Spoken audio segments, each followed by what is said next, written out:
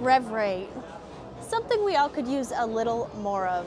I had been looking for a lot more of it, and I finally feel like I'm at a point where I'm seeing an increase in my rev rate from where I used to be at. I'm getting more rev rate while maintaining control. Take me to Candyland, ooh, take me to Candyland. Sweeter than sugar, you doing that dancey dance. Hello everybody and welcome back to the Sarah Klassen channel. I feel like this is something a lot of people, specifically women and lower powered players, struggle with and are kind of always looking for answers from. I thought it would be cool to share my personal experience and maybe it'll help somebody. If you take these things and apply them to your own game, you should see an increase in your rev rate as well, and in turn, hopefully get a few more strikes here and there. I'm gonna get into my practice and I'm gonna kind of talk you through it as we go. I guess the first important thing there is to talk about is my span. And my span was quite too long for a long period of time. And with that, I mean, you think about trying to generate revolutions when your hand is already stretched out so far. And really, the revolutions are coming from the cup in your wrist, getting your fingers underneath the ball and hitting up on it, right? And my hand was just like this the whole time, and to get it off your hand, it's hard to lift up on it because you need the whole span to hold the ball. Does that make sense? That's the first thing. With my span being shorter, I'm able to really cut my wrist and keep my fingers under the ball. Second thing, with the span being too long, and probably the most important thing, is having to squeeze it. And that's squeezing it with your fingers and your thumb. And again, I mean, think about it, when your span's too long, you need to squeeze it to hold onto the ball, because if you let go of anything, you're already stretching it too far that the ball will probably just fall off your hands. So with the smaller span, I actually have to try to not squeeze it because I was so used to squeezing it with both the fingers and the thumb. And I mean, squeezing it with your fingers is one thing to generate revolutions, but squeezing it with your thumb, no good. You don't want everything coming out of the ball at the same time. A trick that I didn't know that Eric taught me was when your fit is good and your hand is fully loose and free, you should be able to hold the ball down to your side and not squeeze it at all, right? Like, I don't have any pressure in the ball right now, and my ball fits my hand so good that it's not gonna fall off. And that's what I'm saying, you need to really learn or unlearn to squeeze it. You need to relearn to not squeeze it. And again, this is just gonna make it easier to actually cup the wrist, get my fingers under it, and create, you know, more of a snapping motion, create more revolutions.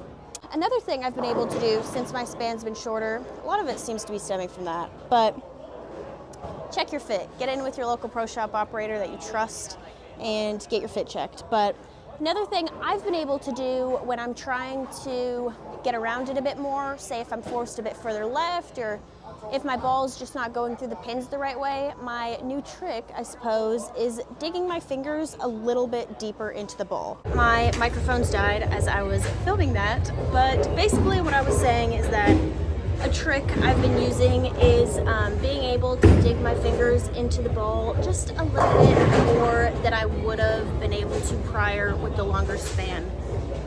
And this is something that is completely new to me. I guess my span has been too long for a long time now, and this has been so beneficial. It was honestly, I just did this because one day we were practicing in a tournament and I kept feeling like I was like dropping it and like I couldn't catch it, so like I just dug my fingers in deeper, and sure enough, it helps feel that tension in your fingers as well as actually feel the grip against the pads of your fingers, so you can really stimulate that mind to body connection to where you can really apply what you're trying to do.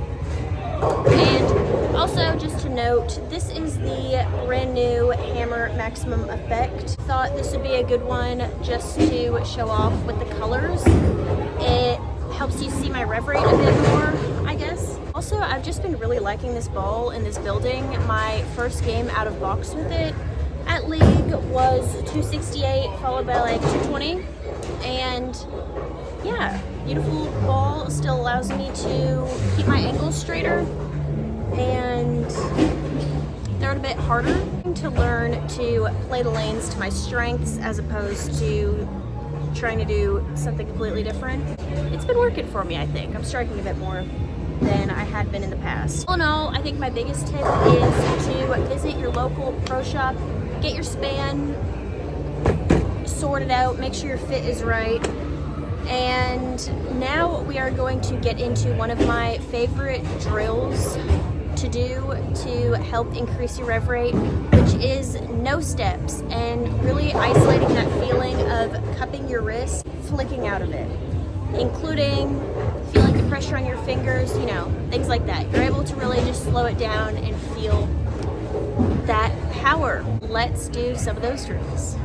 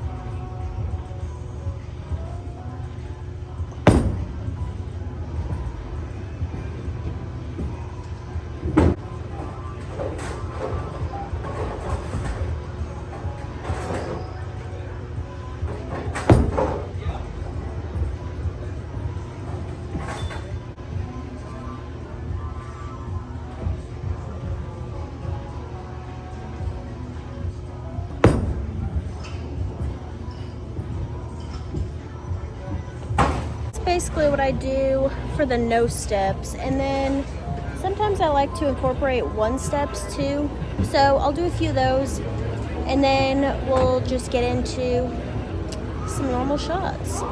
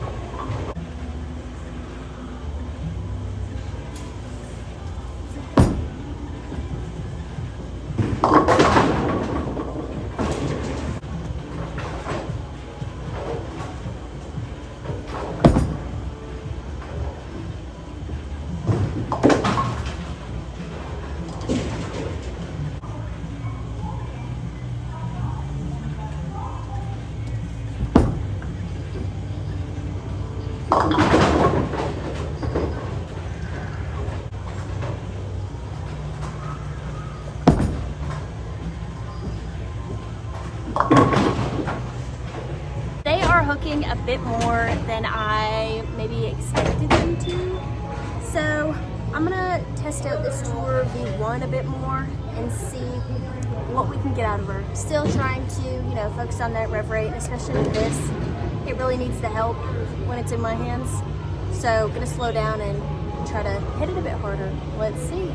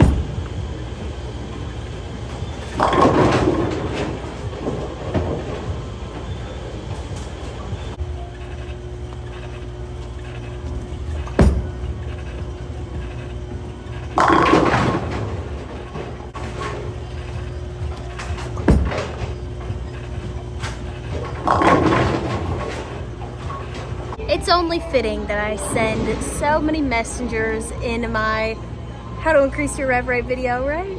There you have it. I really think that Hammer Widow V1, Hammer Widow Tour V1 is growing on me. And if you missed the last video, the layout is 45 by 4.5 by 45. Shout out Eric scribing that on my ball. And there you have it. That's really all I've been doing to try and increase my rev rate. And check your span. Check your span. And check the new Hammer Brunswick track, Ebonite, DV8, Columbia 300.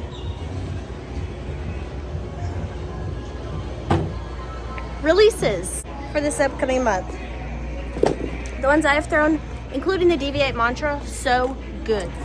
So good luck, high scores everybody, and if you have any other questions, please let me know in the comments and I'll do my best to answer them. Bye!